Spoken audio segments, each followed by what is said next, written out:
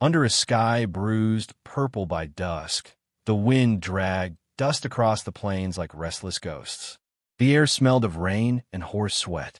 A lone rider crested the hill, his silhouette framed against the dying light. His name was Elias Grant, a man once known for his steady aim and quiet heart, now carrying both a broken rifle and heavier regrets. The land stretched endless before him, cold and cruel, a mirror to the hollow in his chest. He pulled his horse to a stop when he saw smoke curling from a small cabin in the valley below. The sight was strange, too far from town, too small for a family, and too quiet for a camp. He hesitated, listening. Only the wind answered. He nudged his horse forward, careful, slow, his eyes scanning the horizon for any movement. The door of the cabin creaked open. A woman stepped out, her figure slight against the setting sun. She carried a bucket in one hand and a rifle in the other. Her clothes were plain, patched more than once. A shawl hung loose around her shoulders. When she turned, Elias caught a glimpse of her face, young but marked by hardship. She froze when she saw him, lowering the bucket, but not the gun. Elias raised his hand slightly. "Evening," he called softly. "Didn't mean to startle you." Her voice came sharp, cautious. "You're on private land." He nodded, reins tight in his hand. "Just passing through. Saw the smoke. Thought maybe someone was in trouble. I don't need help." The barrel of her rifle didn't waver. He studied her, noting the tremor in her arm. Not fear, exactly, but exhaustion. Her eyes, pale and hollow, told a story he'd seen before. "Storm's coming from the west," he said. "Best take shelter. You got a barn or cellar?" She hesitated, glancing at the clouds clawing across the horizon. The wind picked up, snapping her shawl. Finally, she lowered the gun. "There's a lean-to. You can stay till it passes." He nodded once in thanks, dismounting with a quiet grunt. His boots sank into the mud as thunder rolled in the distance. The woman led him to a small shed beside the cabin, little more than rotting boards and a haystack. He tied his horse inside and turned as she handed him a lantern. "What's your name?" he asked. She hesitated. "Clara." "Elias." He took the lantern gently, careful not to touch her hand. "Appreciate the shelter." She said nothing, just turned back toward the cabin. As she reached the porch, she paused, the lantern light glinting off her profile. He caught the faint quiver of her lips as she whispered, so low he barely heard it. "I'm not pretty." The words cut through the wind like a blade. Elias blinked, unsure if she meant to speak aloud. But her shoulders stiffened, and she disappeared inside before he could reply. The storm broke then, hard and sudden. Rain hammered the land, drumming on the cabin's roof, running in rivers through the dirt. Elias stood under the lean-to, watching lightning claw at the dark. He thought of her words, of the way she said them, not vainly, but as a confession, heavy with something deeper. Shame? Loss? He didn't know yet. He took a seat on a barrel, pulling his coat tighter, his mind restless. He'd seen war. He'd seen beauty twisted by hunger and fear. But there was something about Clara, something quiet and bruised, like a soul that had stopped expecting kindness. Hours later, when the storms softened to a cold drizzle, a faint cry carried through the night. Elias rose, listening. Another cry, soft, pained, human. He grabbed his rifle and stepped out into the rain, boots splashing through puddles as he followed the sound toward the cabin. The door was slightly ajar. Inside, the dim glow of a lamp flickered against the walls. Clara knelt by a cot, clutching a limp hand, a child's hand. Her hair was wet, her face pale, streaked with tears. Elias froze in the doorway. "He's burning up," she whispered, not looking at him. "My brother. Fever hit last night. I don't have medicine." Elias knelt beside her, setting his rifle aside. The boy's skin glistened with sweat, his breath shallow and ragged. "You got any willow bark? Or whiskey? Just a little." Her hand shook as she reached for a jar. He took it, sniffed it. "It'll do." He soaked a rag and began cooling the boy's forehead. Clara watched him, wary but desperate. "How long you been out here alone?" he asked quietly. "Since spring." She swallowed hard. "Pa died in winter. Ma didn't last long after. My brother, Tommy, he's all I got left. Elias's jaw tightened. He'd buried too many like them. Families swallowed by the land's hunger. You did good keeping him alive this long. She looked down, whispering again, as if to herself. Not good enough. He didn't answer. The storm outside began to fade, the air thick with the smell of wet earth and wood smoke. The firelight painted their faces in gold and shadow, two strangers thrown together by chance, or maybe by something more cruel, more fateful. As the night deepened, Elias stayed by the fire, feeding it when it waned. Clara sat beside the cot, watching her brother breathe. Neither spoke again, but in that silence, something fragile began to shift. Trust, maybe, or simply the recognition of another wounded soul. By dawn, the fever had eased a little. The boy's breathing was steadier. Clara finally let out a breath she'd been holding for hours. Her eyes met Elias's, and for the first time, they softened. "Thank you," she said quietly. Elias nodded, his gaze steady but gentle. "You're stronger than you think." She looked away, the faintest ghost of a smile trembling on her lips. The morning light spilled through the cracks in the wall, catching the dust in slow, graceful motion. Outside, the plains were calm again, but beneath that calm, new storms were brewing. Not in the sky, but in the hearts of those who had yet to face what was coming. The morning came gray and cold, the horizon washed in mist. Clara stood outside the cabin, her shawl drawn tight as she watched Elias saddle his horse. He'd planned to leave before sunrise, quietly, but the crunch of boots on damp earth woke her. "You don't have to go yet," she said softly, her voice half hidden by the wind. Elias paused, glancing back. Storms passed. Figure I'd best move on before the trails flood again. Her eyes dropped to the ground. "I thought maybe you'd stay for breakfast." He hesitated. A small fire burned inside the cabin, smoke curling from the chimney. He could smell biscuits and coffee, thin but real. It had been weeks since he'd tasted either. He exhaled slowly. "Guess I could stay for a cup." Inside, the warmth felt almost foreign. The boy, Tommy, was still asleep, breathing easy now. Clara moved carefully around the small space, pouring coffee into tin mugs. Her hand still trembled, but less than last night. She passed him one without meeting his gaze. "You didn't have to help us," she said quietly. "Most men just ride past." Elias took a slow sip, grimacing at the bitterness. "Most men don't stop for what hurts," he said. "Sometimes they're running from their own pain." She looked up at that, studying him. "You too." He gave a faint smile that didn't reach his eyes. "Ain't we all?" For a long while, they said nothing. The silence wasn't heavy. It was fragile, almost peaceful. Outside, the land steamed in the sun's slow rise. The world was waking, rough and raw and alive again. Finally, Clara spoke. "You ever lose anyone?" Elias's eyes darkened. "A wife. Long time ago. Caught a fever when we were heading west. Buried her near the Pecos." "I'm sorry." He shrugged. "The land don't care for sorrow. You learn to move, or it buries you too." She stared at her hands. "I guess that's why I stayed here. This was Pa's land.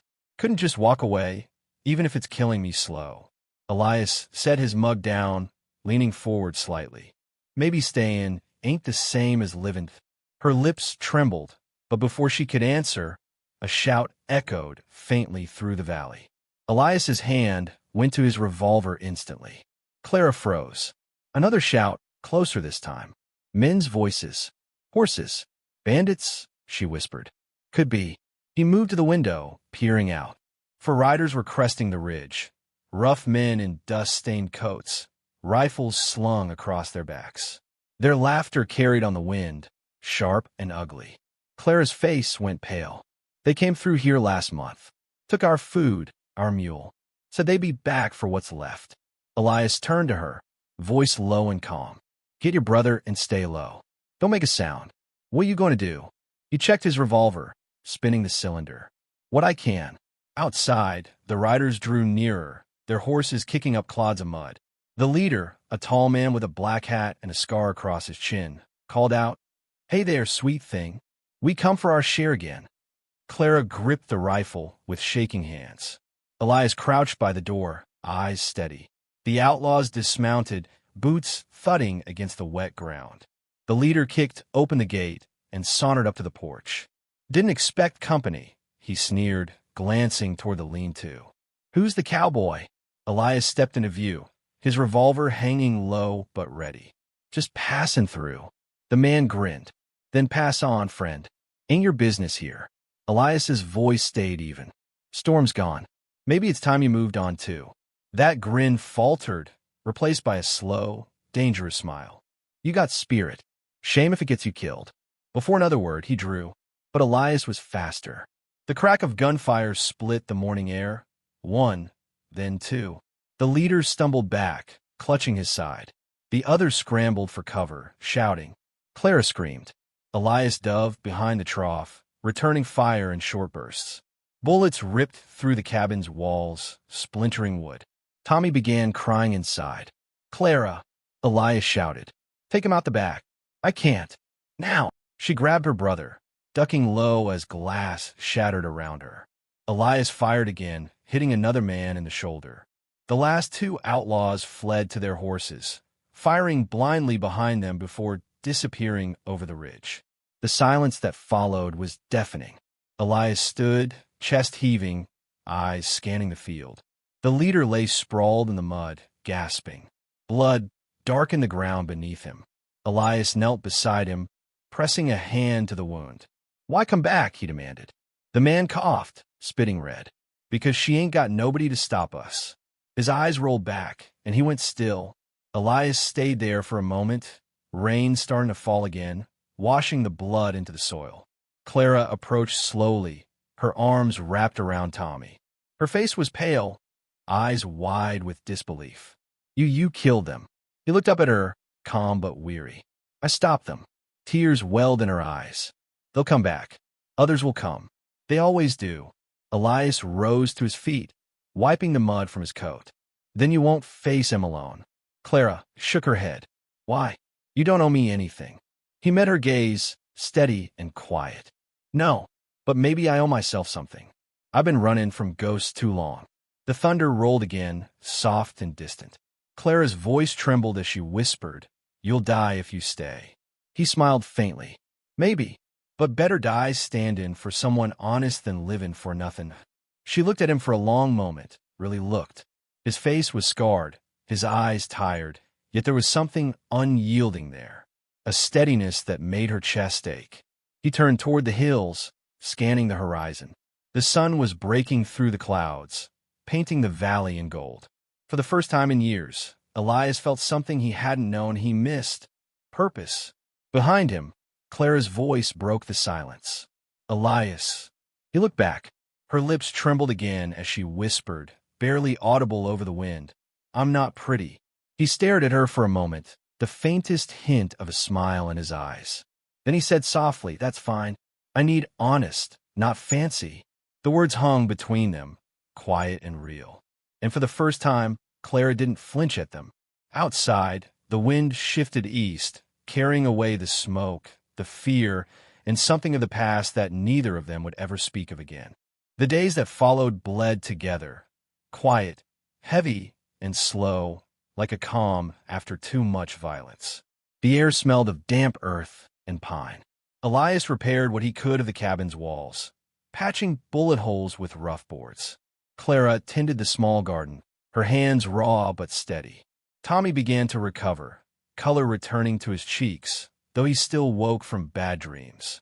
Neither Elias nor Clara spoke much about the gunfight.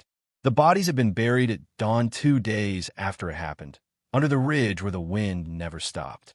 Elias marked the graves with simple stones. No words, just silence.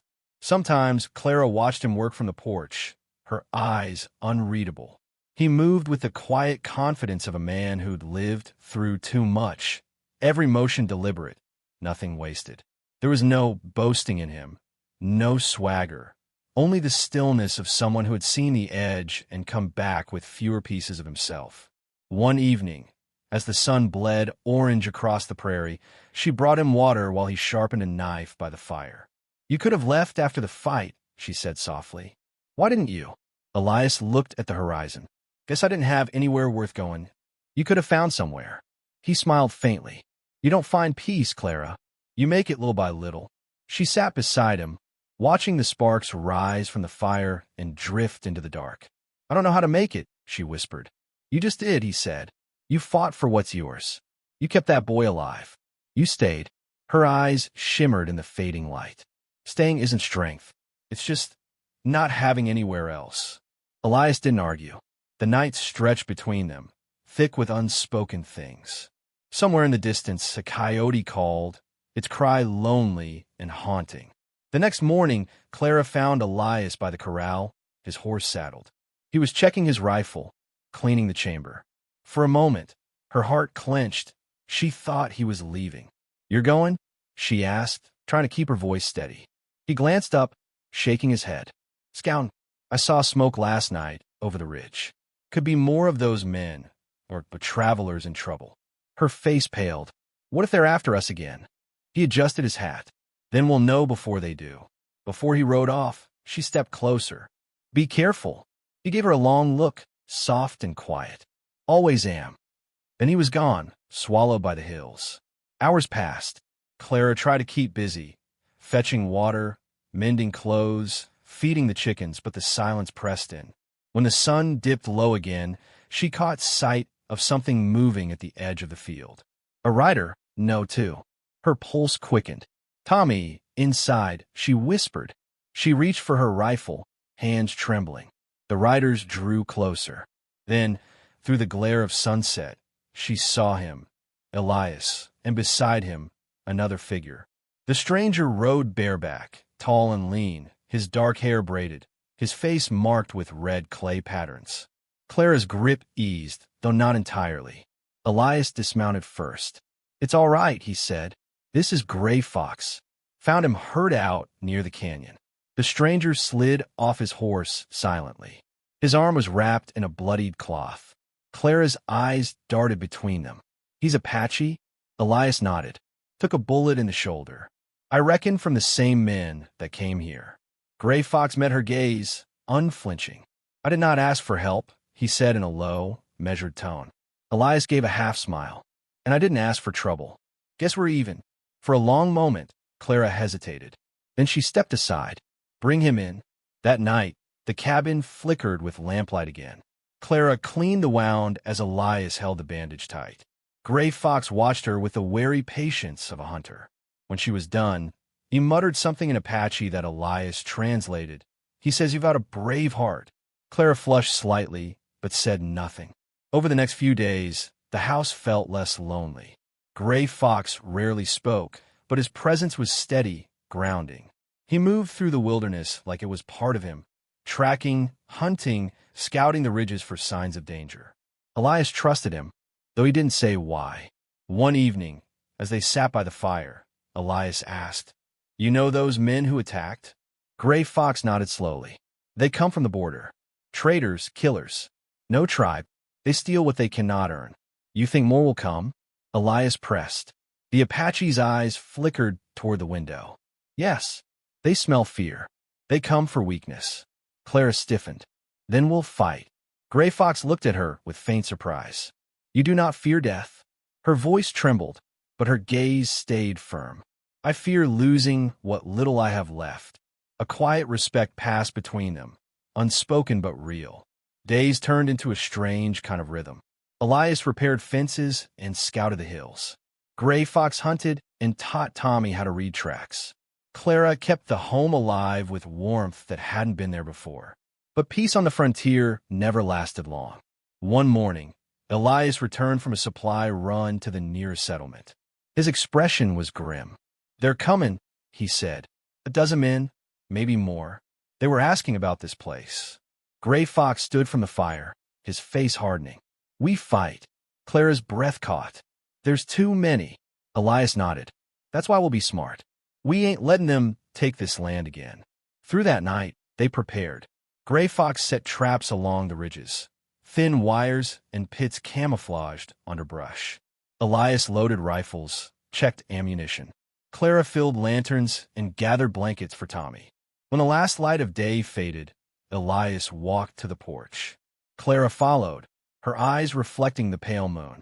If they come, "You take the boy and run," he said quietly. She shook her head. "No, not again. Clara." Her voice broke through his warning. "I lost everyone I love because I ran.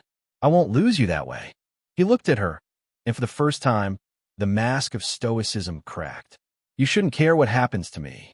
She stepped closer, her voice trembling but steady. "Then you shouldn't have come back." Elias didn't answer. The air between them thrummed with something unspoken, fragile, and fierce. The night held its breath. Far off, a wolf howled, and from beyond the hills came another sound. Hooves, many of them. Gray Fox stepped out of the shadows, his bow in hand. "They are here." Elias turned toward the ridge, the faint glint of moonlight catching on his revolver. "Then let's show him what honest folk are made of." The wind swept across the valley, cold and sharp. Behind them, the lantern light flickered against the cabin walls, throwing their shadows long and defiant. The quiet before the storm had ended. The first shots came before dawn.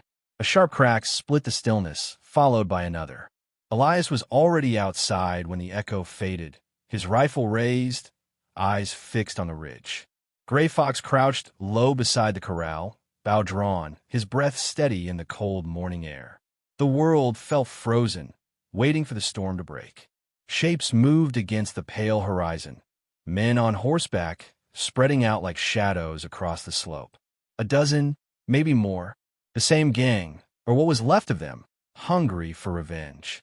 Elias took a deep breath. "Hold fire till they cross the creek," he muttered. Gray Fox gave a curt nod, his dark eyes never leaving the ridgeline. Clara watched from the doorway, clutching Tommy close, her knuckles white around the rifle Elias had given her. The wind carried the faint sound of laughter, cruel and confident. They thought the cabin was an easy mark. They didn't know it had teeth now. As the first horse splashed through the creek, Elias fired. The lead rider jerked backward, tumbling from his saddle. Gray Fox's arrow flew a heartbeat later, finding another man's throat. Chaos erupted, shouts, curses, the thunder of hooves. "Get inside," Elias shouted over his shoulder. Clara hesitated, torn between fear and something fiercer. "Go," he barked. She obeyed, dragging Tommy under the table as bullets tore through the air.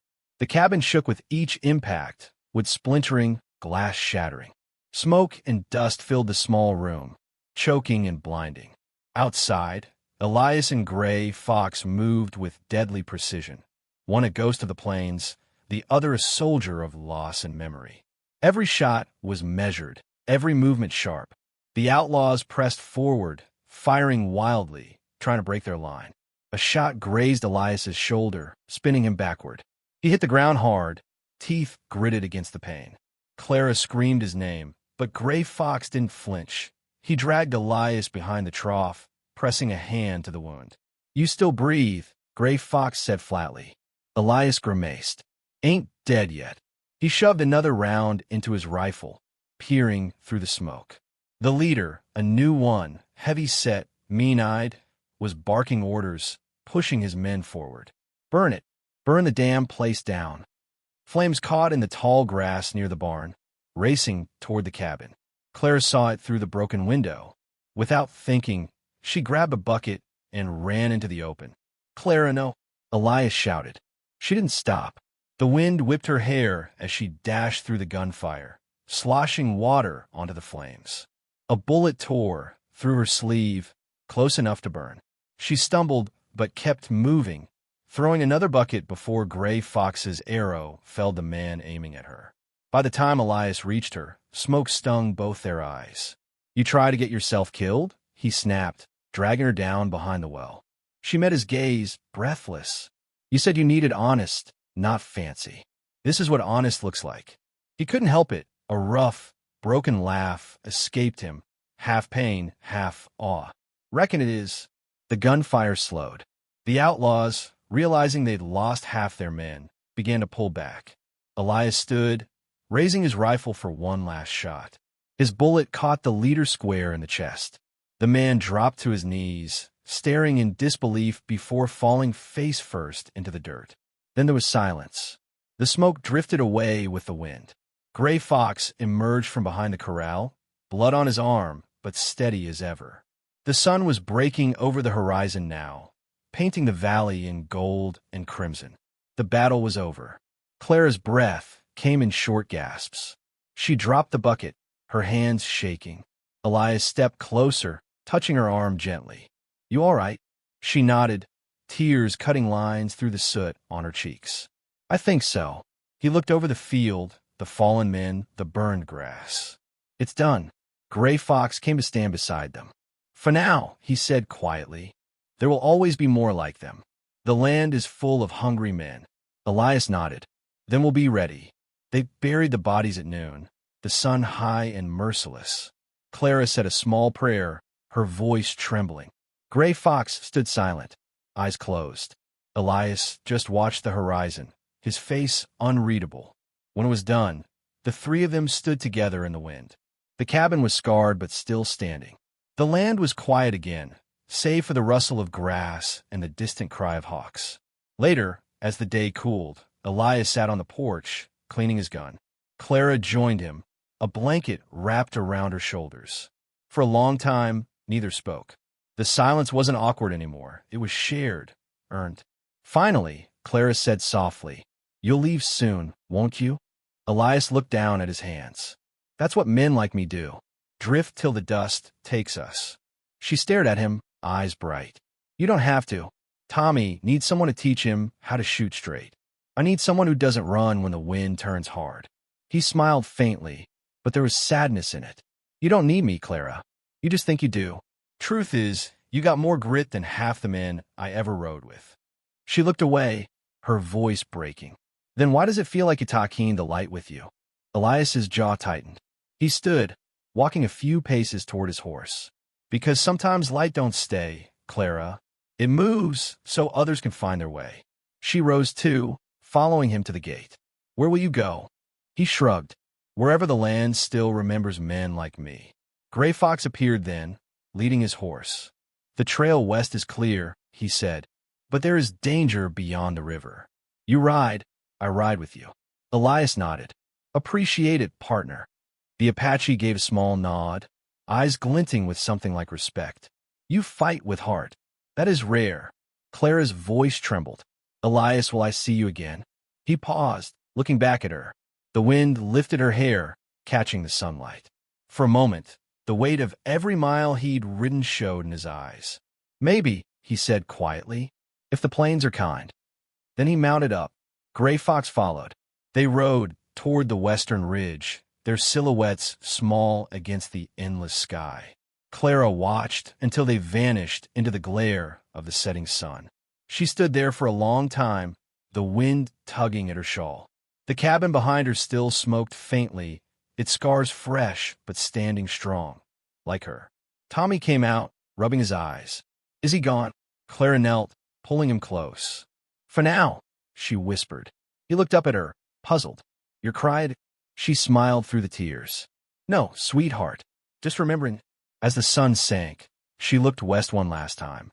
In the distance, two riders moved like ghosts across the horizon, Elias and Gray Fox, fading into the wild, untamed land that had made and broken them both. Clara turned back to the cabin, her voice low, steady. "He said he needed honest," she murmured. "Guess maybe that's what I'll try to be." The wind carried her words away across the prairie, mingling with the rustle of grass and the whisper of the dying day. And somewhere far ahead, a cowboy smiled beneath his hat, feeling, for the first time in years, that maybe the road behind him meant something after all. Narrator's closing lines for YouTube CTA. And that was the story of Elias Grant and Clara Harper, two souls who found truth in the harshest land of all, the untamed frontier. In a world where beauty fades and power falls, honesty endures. If this story rode straight into your heart, don't forget to like, share, and subscribe to Frontier Tales, where every dusk hides another legend.